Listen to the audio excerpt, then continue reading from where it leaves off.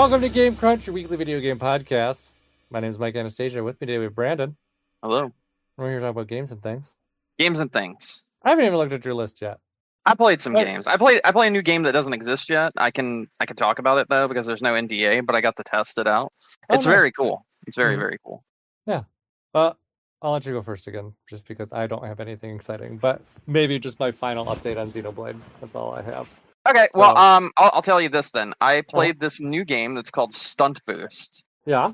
It is like the Trials games that made by Ubisoft, the like ones with the bikes and everything, where you have to try to get the best time possible and yada yada yada blah blah blah. While doing like all these crazy stunts and finding shortcuts and whatnot. Yeah, so it's that kind of game, except you're playing as a tech deck. Okay. And it's in first person. The entire game is in first person. So it's like your point of view would be like someone's fingers on a tech deck, essentially. Yeah. And this game is really, really cool. I played the playtest beta, whatever they want to call it, because I got accepted into the closed one. I found some like secrets other people didn't find. I was like number 1 in the game for a short period of time. I found like a special kind of trophy where you like beat the developer time and everything, which wasn't shown to you until you actually did it. And I had an absolute blast. I put like 9 hours into this game. I put a lot of time into this test. It gave you 13 levels to try. And it explained the basic mechanics and like kind of got you into thinking about how the physics of the game works and everything. So there are essentially 2 buttons. There's like a coming down slamming really fast button, and there's like an ollie button. Like you jump, you flip an ollie. You have to like combine these things together and also like combine like certain angles that you take, like ramps and stuff, to like get the most out of it.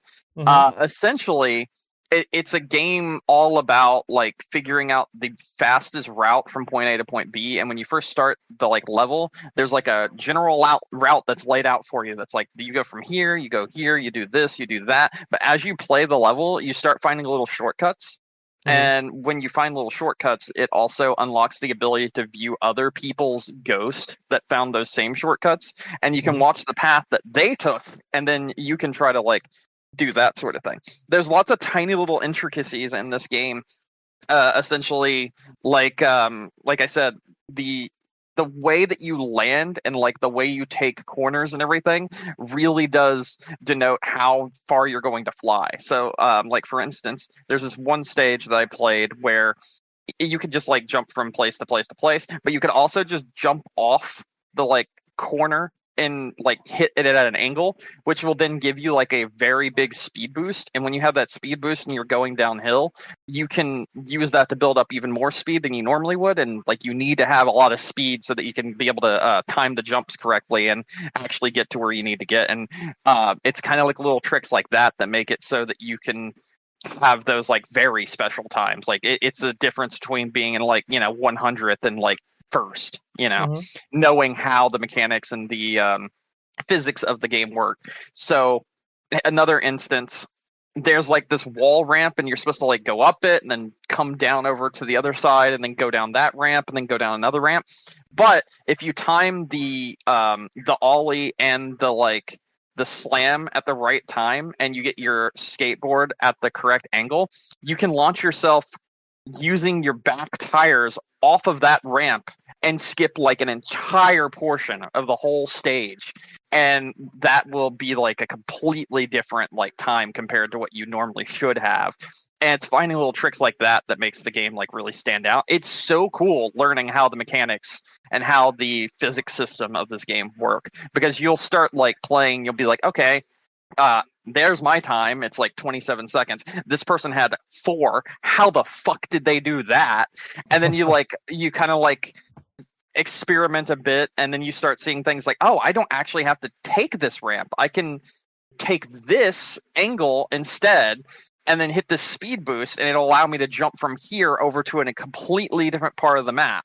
and then you start experimenting with that, and then you start learning how people are getting those ridiculously short amounts of time that you were unable to get and that you thought was impossible. And like when that clicks, it's like kind of like a eureka moment, and it's really fucking cool to experience that. This game's super awesome. I don't know what it's going to be on in the future. I don't know when it's going to come out. I don't even remember signing up for the beta, but I do know that it's really fucking fun. And Okay. I think this game's going to be great when it comes out. Didn't you play something similar-ish? I mean, I always play Trials. I love Trials. That's a Okay, maybe Ubisoft that's what I'm game. thinking of, like Trials. This is yeah. very much like Trials. However, like I said, it's entirely in first person. Mm-hmm. So like that's kind of what makes it so it's more interesting with its gameplay mechanics and learning its physics system, because you're seeing it all in first person, similar to like Okay. playing like a first person shooter, but instead you're in first person on a skateboard. And I mean, it's just really fucking cool. I'm gonna show you it so you can get like a better understanding of what I mean by like it being in first person and whatnot. Okay. It's super neat.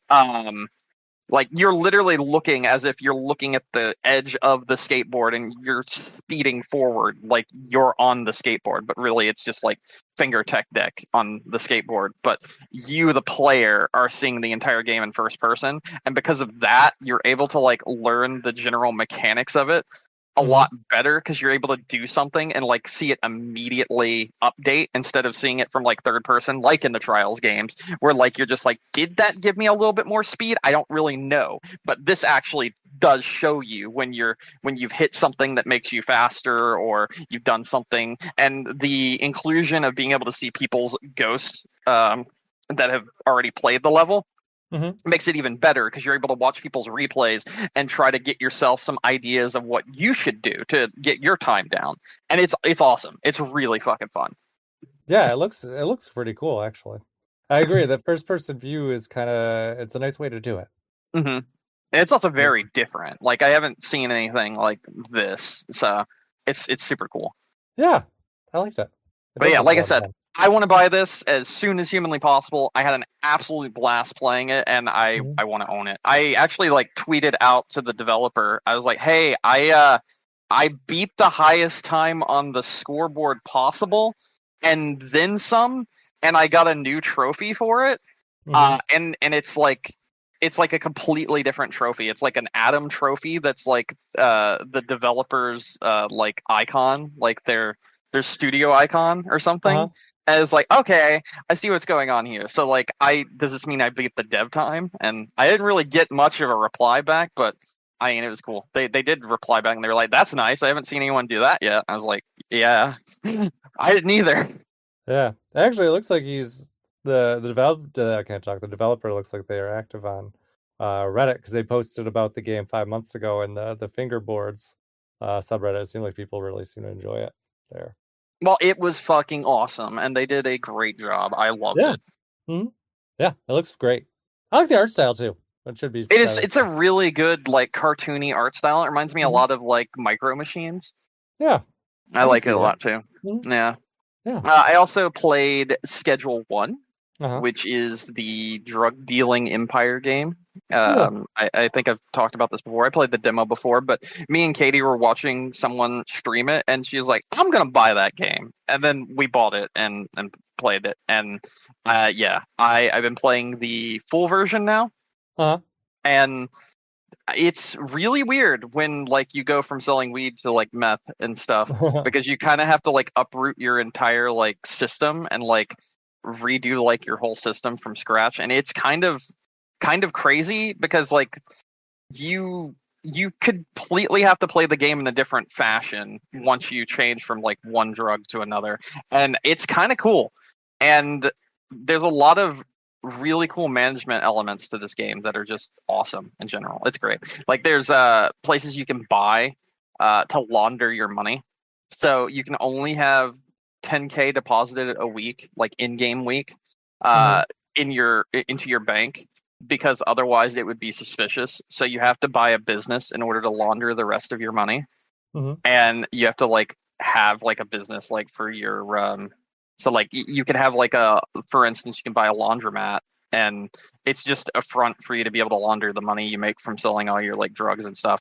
And the way that works is you can go in once daily and launder $4,000 at the laundromat, and eventually you can get like bigger places and they allow you to like launder more money, like 10K or this, that, and the other and whatnot.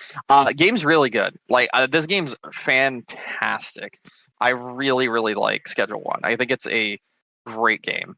So yeah. Okay. Yeah, it sounded like a really interesting concept. I mean, it has 4-player online multiplayer, which I haven't got to do yet. But like, I do think it would also be like really fun if you had like friends helping you like do this, because going around and selling the product yourself, or like hiring a guy that can sell it for you and whatnot, that really like eats into your time, and it takes a long time to be able to get the money that you need to be able to like go up to the next tier and whatnot. It's cool though. It's a great game. Yeah, it seems like it. So do you have like the full game now? I have the full game. Yeah, I have the full game. And I've now put 8 hours into that as well. All right. Hey, that's awesome. And then I started over from scratch and played Doom 2016. And I'm on the very final stage, but I had to I passed out quite literally. So I am currently playing through Doom 2016. I have Eternal installed, and then Doom: The Dark Ages comes out in a few days, and my plan is to play through all 3 of those games. I've had some really interesting moments in the Doom 2016 game. I think because hardware has gotten better and has moved so far along since when the game originally released, in some cases, the game's engine has gotten worse. I've fallen through the map so many times in Doom 2016, it is not even funny. And I think it might be because I'm just moving too fast. So there's that. Okay. It's very weird. Doom 2016 feels very broken, like more broken than it did when I originally played it. It's still a great game, but my experience has been way worse than like when I originally played 2016 now. And like I said, I think it might be because of like hardware now has gotten like better, and as such my frame rate is way higher than it was before, because I'm like pushing over 200 FPS at all times in that game. There's never a point where I'm not at 200 or above. So yeah. That game runs really well, but for some reason the engine does not know what to do with itself sometimes. Like I'll do like a glory kill, and I'll do the glory kill, but then I'll get stuck on like a railing and just fall through the map and die. And I'm just like, God, son of a bitch. But I'm having a blast playing Doom 2016. I'll probably really enjoy Doom Eternal, and then, like I said, I'm going to play Doom: The Dark Ages once it comes out in a few days. That game looks awesome. I've been seeing a lot of bad things about it though, because apparently it launched in a very, very unplayable state, and it has forced ray tracing, which is really not going over so well with a lot of the fan base, because like you require a ray tracing card in order to play Doom: The Dark Ages. You can't turn it off, which is very weird. Yeah, that's strange. Do they have any reason why, or they're just like, we just like it? I think it's just the way games are going to be now. Yeah. And it's kind of shitty. So, but it is what it is. And like I said, Doom 2016 is what I'm playing through right now. Almost finished it. I'm like on the final stage, and then I'm playing Eternal, followed by Dark Ages. Dark Ages is actually a prequel to Doom 2016, from what I understand.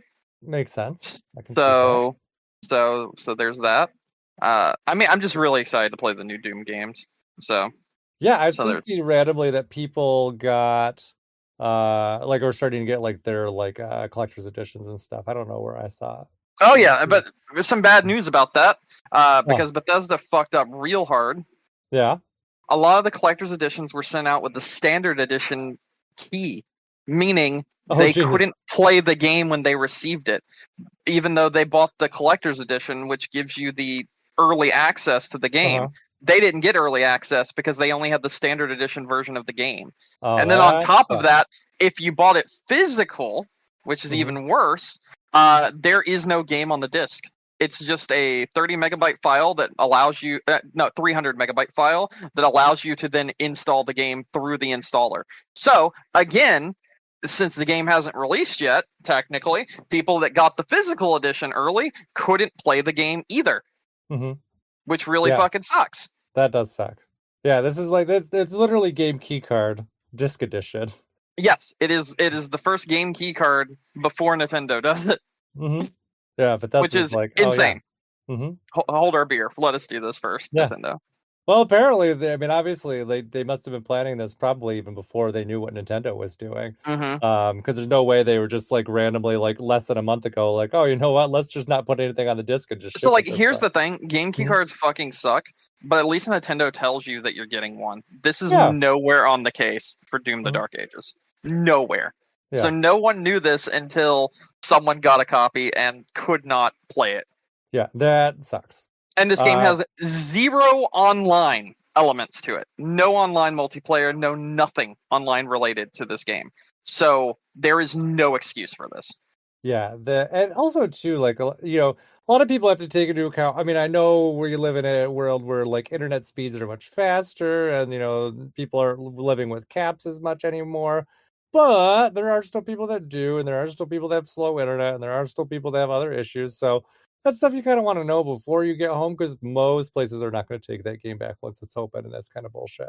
So yeah, should be like loud and clear on the box. This game requires a billion gigabyte download to play. Nothing is on this disc. You cannot play this without it. Like, that literally should be like screaming on the box. Yep, it should be like the customer should be informed before their purchase, and by them not doing that, it's really scummy. Yeah, no, I agree. Yeah, and like you said, you know, Nintendo with the key cards, like, yeah, it might not be for everyone, but at least they're clear about what they're doing on the box. Like, there's no Very true. surprises there. Yeah.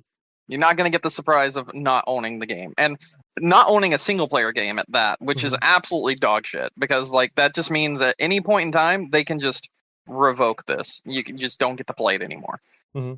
I mean, hell, if this game like does poorly or something, they could just be like, all right, game's gone, and just fucking remove it from existence. Like literally, they could just do that because it's a license, not an item that you own right now. And Yeah. because of that, it's really shitty. I don't think I would buy this, like, no matter what, because of it. So I'm not going to. I'm just going to play it on Game Pass because I already have Game Pass anyway. Yeah, exactly. You don't lose anything in that way.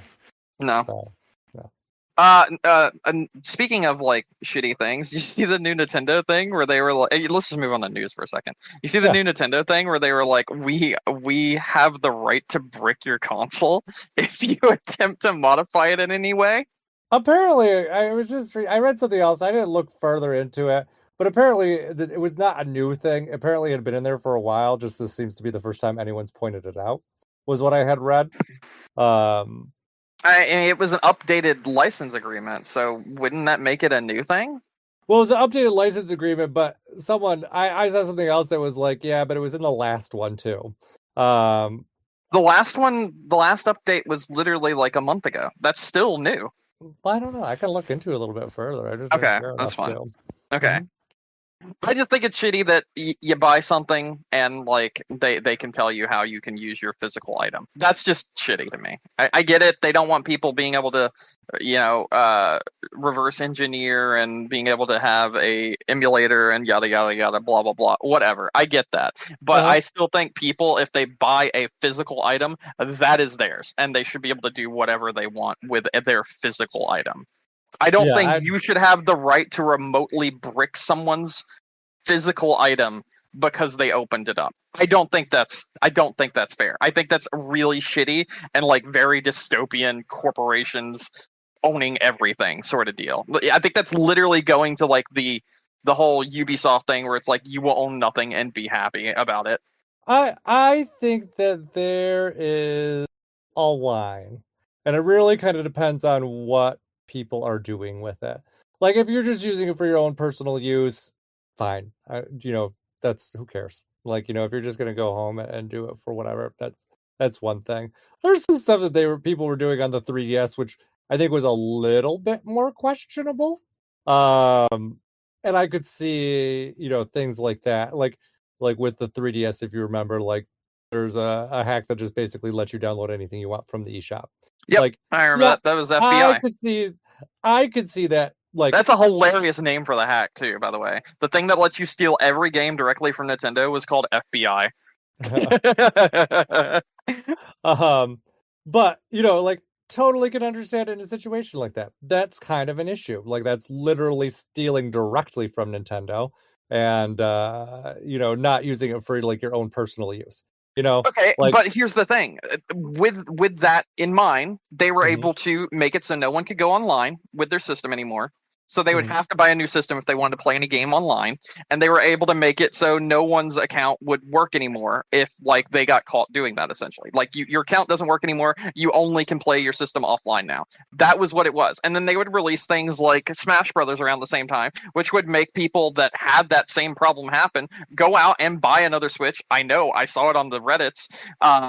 In order to be able to play and then have two Switches, one modded, one unmodded. Here's the mhm, thing. What they're saying is we can literally just destroy your physical system because you did something. Like if you hack something, for instance, we have the right to destroy your physical system. That is unacceptable. In my opinion, that is completely unacceptable.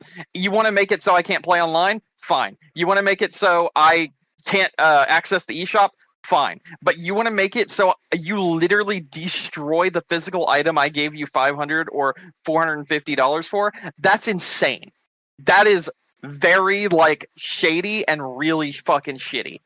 There's already the chance that you yourself destroy it, right? But then if you don't destroy it and you actually like make some kind of breakthrough, do something kind of cool, like I don't know, get something running on it, not even saying like for piracy reasons, but like maybe you get a way to make it so it shows better camera quality whenever you're doing the Nintendo camera thing, right? Let's say you're able to modify it to be able to do that through some program. Well, because you did that, Nintendo now has the right to destroy your entire console. That's unacceptable. That's insane to me. oh, but they can't do it in the Europe. I just saw that. That's interesting. Yeah, because um Europe has laws against that. yeah, exactly. um It's not right though. Like I get what you were saying about like, hey, doing this about piracy, but they already have means of going against piracy, and it's completely banning your account from playing online. You do that, it gets banned from playing online. It's going to push sales to, if people want to play their games online.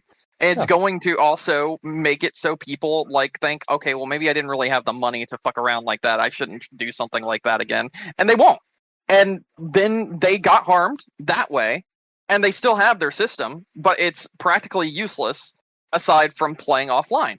That mhm, means they won't be able to play game keycard games. That means they won't be able to like download things from the eShop. That's punishment enough. Destroying an entire $500 piece of equipment and making it a doorstop is not only like incredibly hazardous to like that's going to cause a lot of like just waste, like e-waste. That's going to cost a lot of e-waste. People are going to have their system broken and then sell it for parts online, and people aren't going to know that this thing gets sold, or they're not going to sell it for parts. They're just going to sell it online, or they're going to trade it into something, or something is going to happen, through other retailers, not through like, GameStop, obviously, because I don't even think GameStop will be around much longer. But that doesn't matter. We'll talk about them in a second too. But my point is like there's so many things that this will backfire in tremendously awful ways that if they make it so they can just literally destroy your physical item that you can hold in your hands because you changed something. That's just not acceptable. I don't care where you stand. Like, yeah, there was the FBI debacle. There was the easy to hack Switch one. There was all of that. But there was already consequences. Not having a consequence that is literally scorched earth is like borderline dystopian, and like you own nothing. Again, like Ubisoft said. So if we're gonna give Ubisoft shit for their you own nothing and you'll be happy about it, I feel like Nintendo has to be given shit for this thing as well, because it's just unacceptable. yeah, I mean on paper it definitely sounds unacceptable. The question would be how they actually use it, if they even implement it at all. Like what is their line to do to actually utilize it? Like I said, my guess is they're probably it's just going to be like for those like extreme scenarios, but we really don't know until a little bit more. And I even would even suspect that they might not ever do it. The threat is probably just what is the bigger thing. Because realistically, and kind of even what you said, there are not a lot of legal protections in the US, but it doesn't mean that someone's not going to try to litigate the fuck out of it if they try to do it. Exactly. So yeah, I mean, we'll kind of have to see how it plays out. It wouldn't surprise me if it just kind of ends up being a nothing, but just And something that's that's worth entirely looking at. possible because of the Mhm. legal ramifications that they would have to go through if they were to try to enforce it. And that Yeah. is entirely possible, and I do understand what you mean by that. But if they were to try to enforce that and were to like brick someone's console, even if let's say they did the most extreme thing possible, like the FBI thing that we talked about with the 3DS, right? Mhm. Let's say they did the most extreme case possible. They have fully hacked. They have now piracy on the Nintendo Switch too. Yada yada yada. Blah blah blah. You ban Yeah. their account. Mhm. You ban their account, then they can't use game key cards because they can't go to the eShop to install them.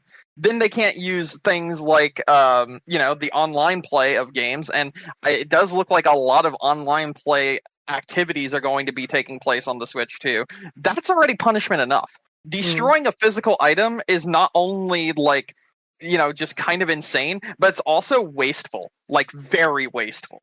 Like that's just creating e-waste because you're petty. Like that's just shitty. Yeah. Moving on to GameStop, I have some info, hot off the presses. Apparently, GameStop, and you didn't Uh-huh. hear this from me, but I guess you are actually hearing it from me. Apparently, GameStop will have Switch 2s on launch day in store. Okay, that's pretty cool. They've partnered with Nintendo. They're going to have entire sections dedicated to the Switch 2 in some areas, and they will be hiring people specifically for the launch of the Switch 2.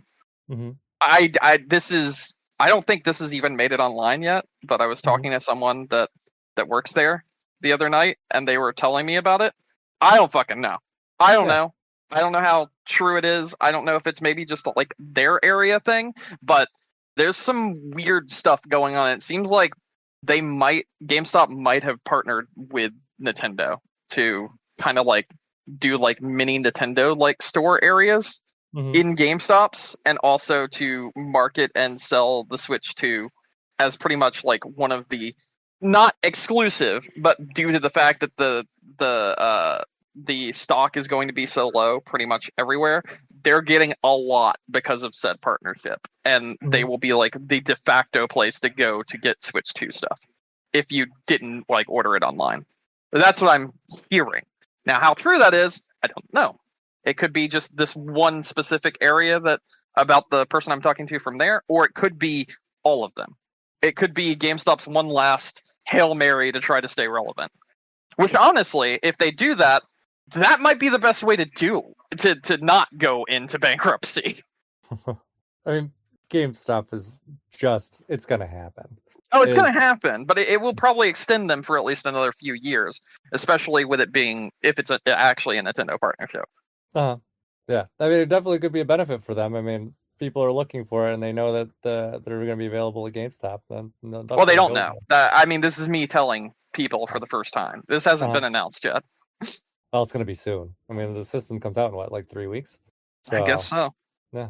Um, da, da, da, da. Anyways, yeah, I was just looking through a lot of that stuff. A lot of people pointed out that it's been a similar situation for the 3DS and the Wii U, and Microsoft went through a similar thing with the 360, but then they had to reverse course because they were threatened with like a multi-million dollar lawsuit and pulled out. Mm, mm, mm.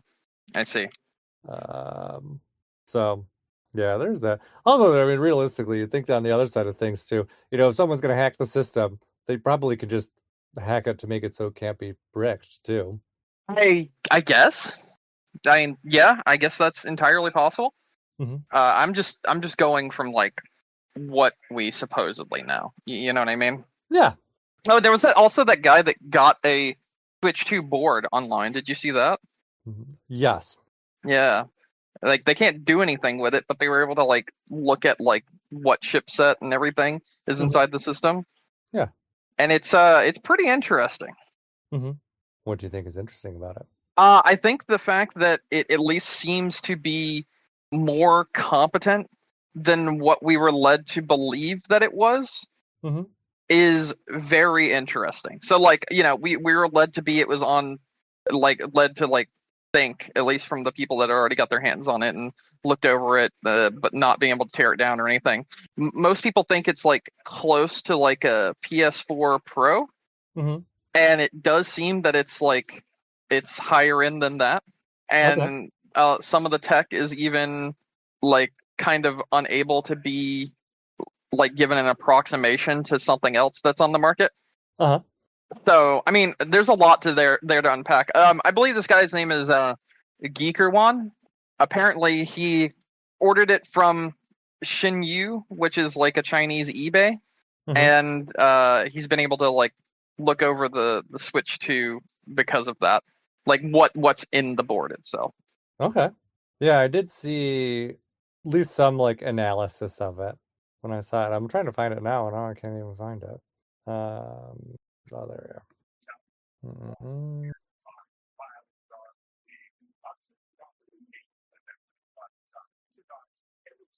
Where are you? Because I just saw it. Um, no, no, no.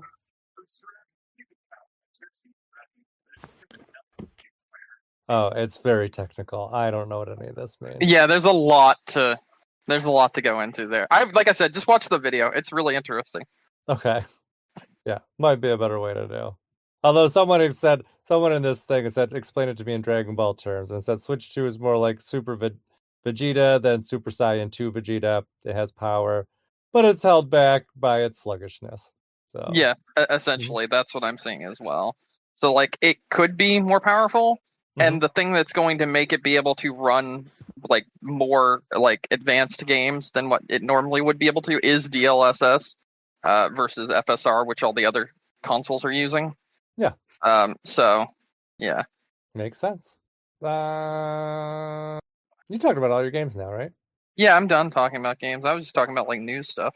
Yeah. Yeah, I think that's most exciting news too. I think the only other thing I saw was there's rumor that there's going to be a Grand Theft Auto 4 port coming. Yeah, I did see that too. Hmm. Yeah, that Uh, was cool. yeah, and people seem to be excited about it, especially too because I guess Grand Theft Auto 4 is frame rate unlocked, so it should not have same kind of issues. Yeah, well, I mean, Um, here's the thing about GTA 4, right? yeah. Hmm. In GTA 5, like the game that sold billions and billions and billions of dollars and copies and whatnot, Uh, you play as three characters who are essentially caricatures of hmm. like the worst of those kind of stereotypes. Hmm. Because of that, pretty much none of the characters are likable. Okay. However, in GTA 4, you Hmm. play as Nico Bellic, who comes to America with this vision of what America is like and like an expectancy of what it's going to be like in America, the American dream, if you will. And Hmm. that dream, instead, the caricature is of America as a place, not the caricature isn't of the character that you play as, it's of dissecting and tearing down America and showing that it's not all sunshine and rainbows. But this was a very long time ago. So back then, it was kind of like dissecting and pulling apart like what people think America's like versus what it's actually like, and it's a much more interesting game because of that. Hmm. Because the person you're playing as isn't necessarily a bad guy. It's just a guy who has to do bad things to get by because of the situation he's in. Hmm. Whereas in GTA 5, everyone is unlikable and everyone is a bad guy, and it's just not an enjoyable experience in the long run. But GTA 4 is really, really, really good, really well written, and it would be awesome to be able to play that. Like unlock frame rate, modern consoles, maybe higher resolution, that sort of thing. That would be cool. So like, Yeah. I think GTA 4 is a better game than GTA 5. I said it there. I said it way ahead of its time. I don't think a lot of people gave it the flowers that it deserved. I feel like you're not the first person who said that to me. Hmm. But I think it's one of those things that people always seem to think is the opposite because they're like, it sold so much more. The Grand Theft Auto 5 versus 4 rather. Yeah. Uh, yeah. It sold so much more because became so much more mainstream. Yeah. Even with GTA 4, it wasn't super like it wasn't the biggest in the mainstream yet. It was like, people play GTA because it's GTA, Vice City, San Andreas, all those are awesome games. But GTA 5, I really think pulled people that would never even try a GTA game into GTA. I think But that's fair. I it's mean, not Grand as Theft good. Auto 4, I mean, I remember when I worked at GameStop, it was definitely still a very big deal at that time. Oh yeah, Uh, of mhm. course, because like it was the first, next generation Grand Theft Auto, so to speak. So Yeah, exactly. Um, all right. I guess I'll talk about Xenoblade fast to be done with it. sounds good. Maybe forever. Yeah, no, so I actually I'm like very, very, very, very like at the end of the game. So this should be my final update. I hope. I hope. Unless something wild happens. It should be the last Xenoblade update. So I'm finally on the last chapter. I'm like near the end of it. Um, very ready to be done with it. This is not like a Mario and Luigi Brothers ship kind of thing where I'm like, it'll outstayed its welcome. It's just it's a really fucking long game. It's still enjoyable. It's just it takes a lot of fucking work to get through it. Hmm. Uh so that aspect's good. I will say though, so it's really interesting because chapter 12 is where the original game ended, and it still kind of ends with like the same kind of like cliffhanger intact. And then you get to chapter 13 and they're like, yeah, forget about all that shit. Uh yeah, we're not talking about that anymore. We're gonna talk about other things. And it's like, what? Like they're literally the end of chapter 12's like, oh my goodness, it's a mystery. What's going on? What's up with this strange planet? And then chapter 13 all of a sudden's like, nah, y'all, we gotta get the fuck out of here. Hmm. Uh and without really like spoiling why, but it's just kind of like, okay, so you're not gonna explain any of the mystery. You're just gonna be like, well, we're just done with this. Done. Good. Like, yeah, we don't need to explain it because you're never coming back here again. That's how we'll solve this mystery. Like, okay, I guess. Um, Also the other thing that chapter 13 does is it definitely very much ties in Xenoblade Chronicles X to Xenoblade Chronicles 1, 2, and 3. Like there's a definite link there now. Like that is solved.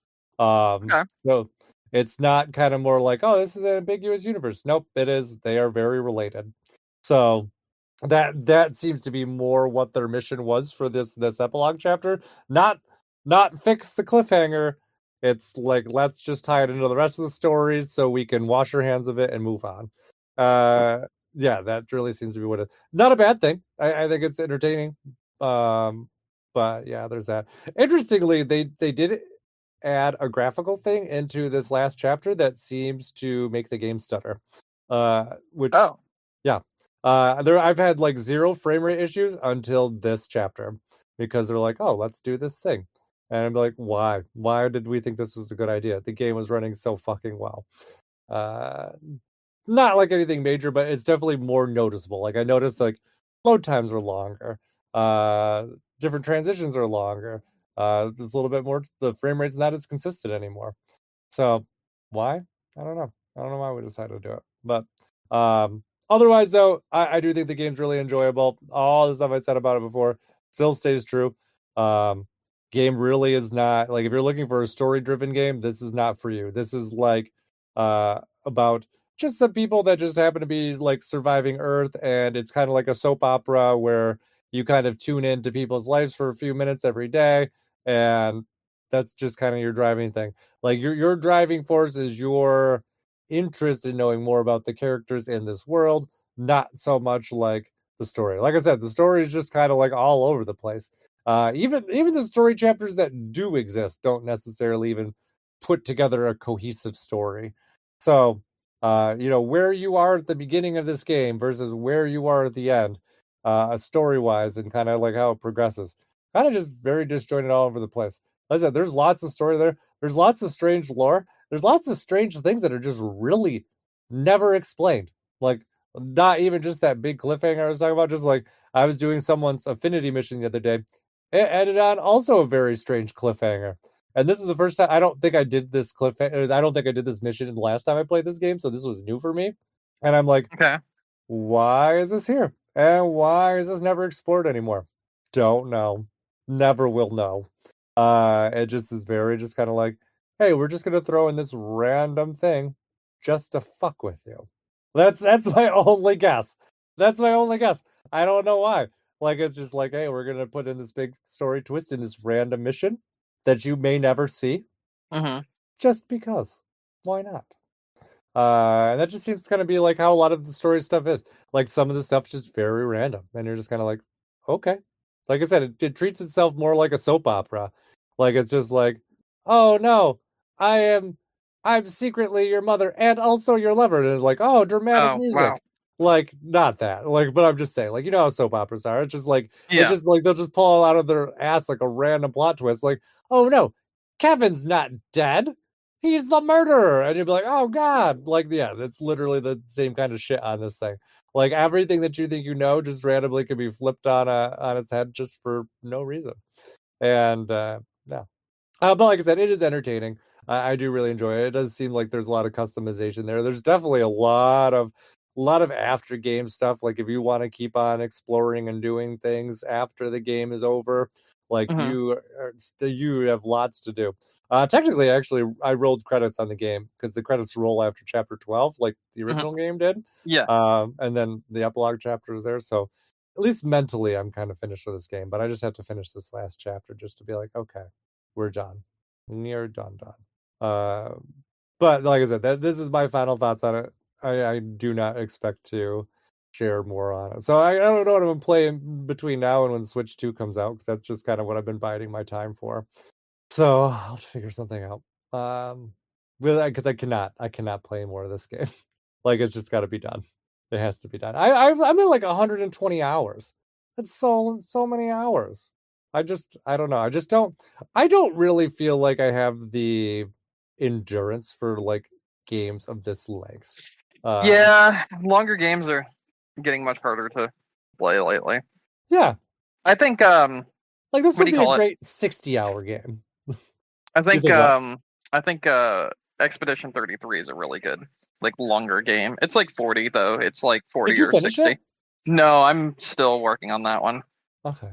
I heard it's really good. It is really Uh, good. Yeah. Well, I mean, not just that. I mean, just like from beginning to end, like not even just the bits that you played, like the full thing. Like it just doesn't let up. Like it's just excellent. They also already licensed it for a movie, which I think that's pretty impressive. Yeah, it's kind of Um, crazy. yeah. So obviously, a lot of people, not just in the industry but elsewhere, are seeing a lot of good things coming from that game. So that's great. So hopefully, it gets the recognition it deserves, throughout the year and not just in this time period. It's always tough when good games come out in this first half of the year because by the time the end of the year rolls around, everyone forgets about them. Like they're just don't even exist anymore. True. Yeah. So yeah, there is that. Um, do I have anything else to talk about? Oh, I was able to pre-order my GameCube controller for the Switch. Nice. Nice, nice, Yep, nice. those went live today. That was very exciting. So at least for now, I'm like, okay, I don't really need anything else at this moment. That was the last like real big thing that I wanted. Um, so that's very exciting. It does kind of suck that they are limiting it to just one per person at the time, but Hmm. understandable. Just because I'm sure a lot of people do want it. But I really would like to at least two. I think that's what I got for GameCube. I think that's what I did for all the other ones. Two Super Nintendo, two N64, two NES. So just like the two of these ones would be great. Because I feel like that's just kind of like the perfect amount. If you have more than that, then you know what, fuck those people. They can use a pro controller. But it would be nice to play GameCube games on an actual GameCube controller. So I do like it. I think the GameCube controller is very comfortable. Just a nice, comfortable controller. No fucking Hmm. around with like the buttons. You know which I buttons think which. GameCube is like one of the better controllers, like Oh period. yeah. So hmm Yeah. If they were gonna go back to like another like GameCube controller style again with obviously with like the extra buttons and features and stuff that they have, I'd be all for that. That'd be great. yeah, I agree. hmm And I keep thinking about like all the great GameCube games that like we could see. There's so many good ones. Like the more I think about it, I'm just like, okay, we could get Star Fox Adventures. We could get Eternal Darkness. We could get Cubivore. We could get Doge and the Giant. We could get well, obviously we know we're going to get F-Zero. I think that was actually like one of the first games That's that they're that's saying the is going to first be games out. that will be coming out. Yeah. Yeah, it's like Wind Waker, F-Zero, and Soul Calibur. I think were the first ones. Excellent. That's all Hmm. great. Hmm. But then he's like, I think they announced like Fire Emblem. Then you got things like Mario Sunshine, Star Fox Assault. I actually Did you really say want. Strikers already? Because that was on there also. I did not, but Strikers is great. The Pikmin games, those will probably all be there. Although I already have them on the I Switch. have never played through a Pikmin game. Still, I gotta play through them. Really? Not a single Yep. one? Nope. No. Two's the best, I think. Four's the most accessible though. So I'm not and gonna get those, that on Nintendo Switch Online. no, you're not gonna, but you might get two. Two you might get. I'm But pretty sure I'll get there too. But also, I might just get like 1, 2. Is 3 and 4 both on Switch also? yeah, all of them are on the Switch. I might just get all of them and then hope they get upgrades Yeah, for the Switch I too. mean, yeah, and it's very, very possible. I mean, I think if I remember, Pikmin 4 and 3, I think both ran like incredibly well on the Switch, anyways. So it'd really just be kind of more like graphical upres. Like I don't think it had frame rate issues or anything. Uh, but the Pikmin 1 and 2 ports, those are uh, those are nice at least because they give you like the option for like motion controls. Like I do like the pointer controls a lot for them on that game. But they did switch it up a bit with the re-release. They made them more the style of Pikmin 4, which works. It's just different from how they were just in the more recent ones. Okay, I got a list of some of the games. I'm looking to see if any there are no Pikmin in here. What the fuck? No Pikmin Free in what? updates for none of the free update games, Oh. which is weird. Some of these free update games are like very odd. So like Arms is a free update game. Hmm. I don't think Nintendo's touched that game in years. No, not really. It's still like one of their popular like Switch franchises, but it's really I think a lot of that's just because they don't have a lot of Okay, Switch well, how about franchises. Clubhouse 51? That one, it sounds strange, but that one is because that one I think is going to be a game share game. Oh, okay. Big Brain Academy, Brain versus Brain, I think that one's also a game share game. Game Builder Garage. That one, that one is a strange one. I don't know with That that one's one. just weird. Yeah, Yeah, yeah. I don't know Okay, what they'd be so offering with the upgrade on I that don't one. either. I don't either. Hmm. But yeah, like a lot of the other like random like upgrades, like a lot of those are just because they're adding game share in, which is great.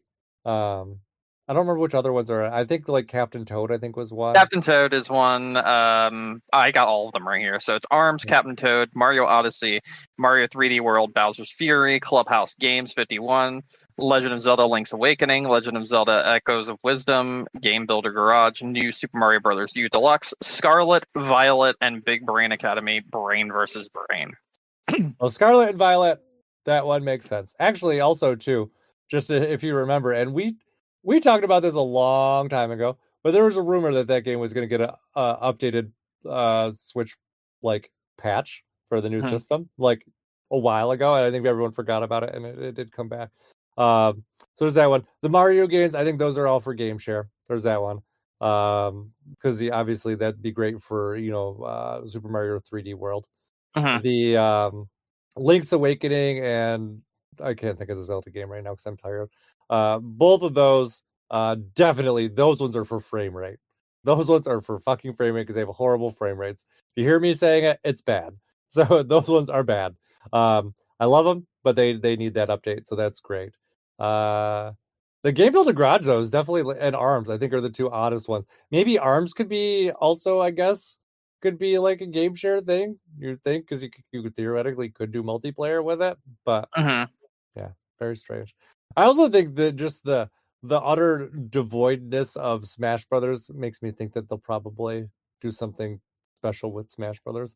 I honestly think that Ultimate is going to get a not a port, but I think it's going to get like the Mario Kart 8 treatment this generation instead of doing like a full-fledged game. I think it's just going to be like, all right, let's just support the fuck out of this game for this Yeah, generation, probably. and think about doing something new next generation. I mean, makes sense. That game is just sold well, and it'll probably sell like a fuck ton more. Um, so there's that.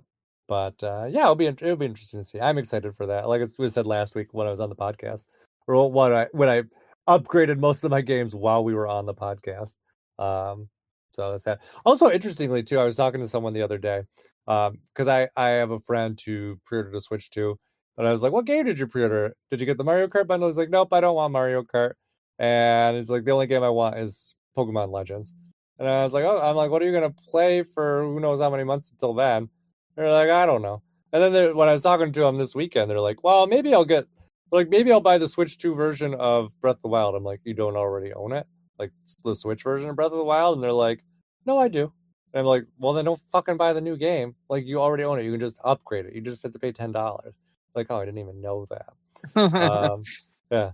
I mean, I think that's all. Like, just we talk about it all the time. Just kind of the disconnect between us and just people who play more casually. And I think that's Yeah. kind of a great example of it. Because there will be people who will probably be like, "Oh man, Switch 2's or not Switch 2, Breath of the Wild's upgraded for the Switch 2, but I gotta pay $80 for it." No, you just have to pay like $10. Like, don't be dumb. Like, just do that. But hopefully they explain that well to people, um, because obviously that's not something that's gonna be super apparent if you don't know. So I don't even know how they would tell people if they're not paying attention to online stuff. You, Mhm. you literally would have to hope that you have a friend that knows what the fuck's going on. Yeah. Yeah, maybe they'll have maybe we'll go back to that GameStop thing I told you where they'll have like the Nintendo corner where they explain all this shit or something. Yeah, hopefully. Or maybe when you get the Switch 2, maybe they'll be like, "Hey, you already own this game. Do you want to upgrade it?" That also could be, something that they could do too. I don't know. Maybe. I think that's probably what's going to happen, honestly. Yeah. Oh, that reminds me. There's one more thing I actually wanted to talk about. This is random. This Go is on. random. This is really good. I heard about so you know me. I like Nintendo a lot. There's very few Nintendo things that I really genuinely like feel like I am surprised about. Hmm. Especially when it comes to games, because I thought I've heard about every single Nintendo game that has ever existed. That is not true. I found out about the strangest fucking Nintendo game ever. Okay. Ever. Um, have you ever heard of Time Twist before? Mm, does it have a different name? Nope. I think so. Well, I don't think so. Let me just make sure I didn't. Nope, it's Time Twist. Uh, no, maybe I have. I don't know. Let me tell you about this game. Okay. This is like you would know if you had heard about it. It's shocking. Okay. Shocking. Okay. Um, so so point of reference, this is a Famicom game. It came out very late though. Came out in 1991. Okay. So let me read you the da, da, da, da, da, kind of the introduction from Wikipedia. And then I'll talk about that some more. So the year is 1995. The impending turn of the 20th century is instilling fear and uncertainty in mankind, and fortune telling shows have been popular. On September 25th, a young boy living in Tokyo hears on a fortune telling show that he will meet the girl of his dreams in a museum located outside of the city limits. He visits the Devil Museum and meets a girl inside, but a sudden earthquake cuts their meeting short. The boy recites the incantation from the fortune telling show, said to capture the heart of the girl of his dreams, but the incantation destroys the seal on a vase containing the devil. The reanimated devil takes control of the boy's body, leaving the boy trapped in the devil's decaying body. He chases the devil to the house of Dr. Simon, a physics scientist hiding from the media. The devil has stolen the scientist's time machine called the Time Belt and uses it to travel back in time. The young boy's soul is also pulled back into the past by the Time Belt. So, interesting plot so far, but you're like, okay, devil, okay. Um, let me tell you about some of the characters and places of this game. So Hmm. locations. Um, so location one we just talked about, Tokyo. All right. Hmm. Location two, a castle town in medieval France. There's a historical person here called Joan of Arc. You have to save her from being burned alive. Next setting, World War II POW camp in southern Germany. Historical person that's available, Adolf Hitler. Uh, Athens in ancient Greece. You have Alexander the Great available. Next setting, a cotton plantation in Atlanta, Georgia, 1864 during the American Civil War. Abraham Lincoln's there though. Uh, Next one, you go to Nazareth and Bethlehem and there is the Virgin Mary and Jesus, obviously. Um, and then kind of, I guess, ends up in Tokyo, Japan, where the world has been destroyed by nuclear warfare. So, yeah, this game's kind of fucked up. Like all sorts of fucked up. Yeah, it sounds There's like it. definitely a reason why we've never heard about this game here. And it was also, I guess, just not really promoted in Japan. You literally go to like the Wikipedia says, quote, it also portrays disturbing moments in history, such as Nazi German concentration camps, Ku Klux Klan violence, and gives the player the opportunity to assassinate Adolf Hitler and exorcise a demon out of baby Jesus. Wow, that's wild. Yes. Yes. Yes, it is. How have I never heard of this fucking game before? Never. Never. Not once. I don't think we're supposed to. Yeah. I saw it like it just randomly showed up on YouTube one day, be like, oh, and it's a Nintendo game. And I was just looking for something to like do as background noise. I put it on. And like I'm listening to it, I'm like, excuse me? Excuse me? Hitler? We're gonna assassinate Hitler. Yeah. Joan Arc's lit on fire, Mm-hmm. exorcise the demon out of baby Jesus. Like Yeah, yeah. the fuck? Like how have we never heard of this before? I mean, very clear to see why this was never localized. Like I don't have any surprises there. The game literally is like the same art style as Earthbound because it's made by like very like similar team. Um, but yeah, like this game, shocking, shocking. Uh, Part of me really hopes that like there's a fan translation of the game. I've not looked further into this because this is just like a very new recent discovery for me. Um, but yeah, I could not believe it. So, um, yeah. So that is my. Oh, and also, I mean, I guess I should say this is a point and click adventure game. Just in case you were wondering what type of game involves all these things. That is why. So That's just wild. That's a yeah, crazy point and click adventure game. yeah, yeah. I'm like literally even just reading it to you now. I'm still shocked. Still shocked that they were like, oh yeah, this is okay. Yeah, I don't see any problems with these settings and these things happening. Um, yeah. So, um, yeah. So there you go. So interesting Nintendo game that I had never heard of for my entire life. The game has existed for 30 years. This is like literally the first time I heard about it. So, yeah. But I will look more into it because I'm actually like I am kind of curious about it. A little bit more just to kind of see what it is. Just I don't know, even to see if it's like a fun game. Like it's just so random. I don't even know. But who knows? Who knows? Maybe this is up on Nintendo's like remake thing. No, this game will never get a remake. They couldn't. They how are they going to do it? They can't. Not Yeah, possible. no, I don't that even, probably will never happen. I mean, I'm sure there's English translations out there that people have made, or maybe there's going to be now, but like for emulators and shit. But I don't think you'll ever see that on any official in any official way. no, and definitely I don't even think I can't even imagine them re-releasing on this on like the eShop. Like they're probably like, this game never existed. Like I would even be hard pressed to even see like some company today being like, oh yeah, like an indie game even. Like this is great. I mean, I'm sure there's some. Like obviously there's been like examples I throughout mean, time. I've seen some pretty fucked up indie games. uh yes. Yes they are. Let me see. Time twist English translation. Um da, da, da, da. Does not see, at least from what I can see right now, not a very obvious I see, English I see. translation. Hmm. Yeah. I mean, I've got sites. Let me. What was the game? It's Time Twister, right? Time twist. Time Twist. Sorry. Mhm. Give me 1 second. Let's see what I can find. Let's see what I can find. One person says here, they're like, because it doesn't use like the standard Japanese text, um, they actually were like, even the localization, like a fan localization, could be difficult. This person's gonna have to reverse engineer the game. I think this is it. Yeah, let me try. Time Twist. Time Twist. Okay. I found it. Let's see if there's an English translation for it. No, I'm not seeing anything. Kind of crazy, actually. That's this other article I see here says, um, It's redundant to state this, but Time Twist is just bonkers. Absolutely crazy. On one hand, it's just a collection of shocking themes and twists. It's definitely trying to be mature, which was especially uncommon in the console gaming space. But it's also trying to address serious issues with simple, cutesy look of an 8-bit video game combined with the arcane, nonsensical adventure game design of the time.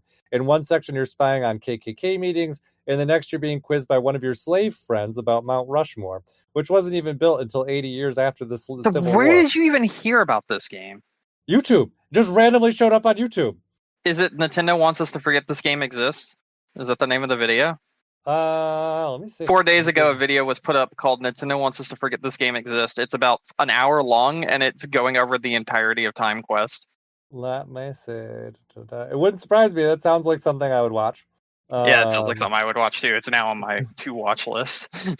Let's see. Yes, Nintendo wants us to forget this game exists. At 58 minutes and 42 seconds by Dungeon Chill. That is the one. It's already got a lot of views too. Maybe that will be what spurs someone to localize it. I would be all in to try this game in English. Yeah. So that is you know what I disappointed with another week of Xenoblade X, but I brought this. You did bring that to the table. You know, I think that's fine. I think you got us what we needed there. Yeah, this thing is like this. It's like the gift that keeps on giving. Like it's just like I don't know if I could be more surprised by this game. So, yeah. You try. I know. I'm sure there is. So I'm sure there is. I can't even imagine it. I can't even imagine I think that's the thing. I can't even imagine the words. Yeah. Let's see. To recap, the themes addressed in Time Twist include divination, Christianity, devils, alcohol consumption, drunkenness, witch burning, the Nazis, the Holocaust, slavery, racism, nuclear war, and a demonically possessed Jesus Christ. I mean, perfect. Yeah. What more could you ask for? I don't know, man. I don't know. Anyways, anything else you want to talk about? Nope, I got nothing. Okay. You ready to wrap up? Mm-hmm. Okay. Well, thank you everyone for listening to us tonight. Don't forget you can find us on iTunes, Stitcher, Google, Amazon, YouTube, wherever you get your podcasts. Game-crunch.com has all of our old episodes. Check them out. If you want to send us an email, gamecrunchcast@gmail.com. Brandon, any final thoughts? Nah, I got nothing. All right. And for myself, my name is Mike Anastasia. Find me online. I am Clash of Penguin there or on your favorite gaming console. And until next week, game on. Game on.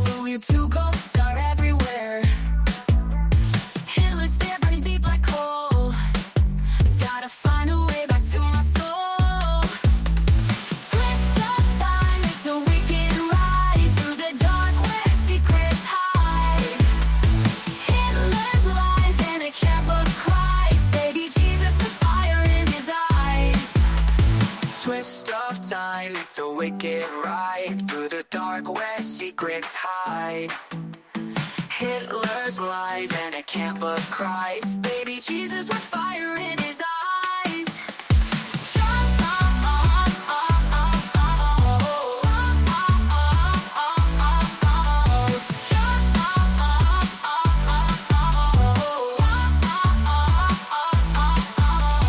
Devil laughs, he's pulling strings.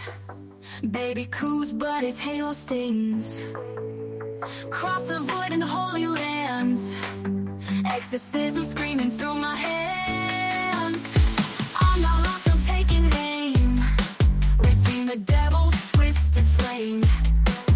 From the past to the light I erase.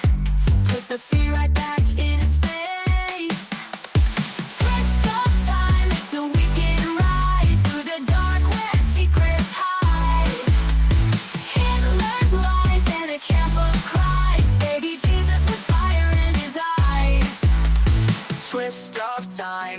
wicked ride through the dark where secrets hide.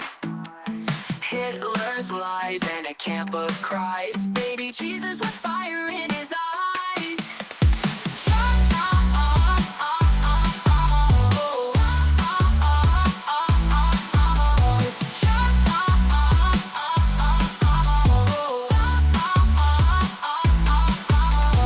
Devil laughs, he's pulling strings. Baby coos, but his halo stings. Cross the void into holy lands. Exorcism screaming through my hands. I'm not lost, I'm taking aim. Redeem the devil's twisted flame. From the past to the light I erase. Put the fear right back in his face. Twist of time, it's a wicked ride through the dark where secrets hide. Hitler's lies and a camp of cries. Baby Jesus with fire in his eyes.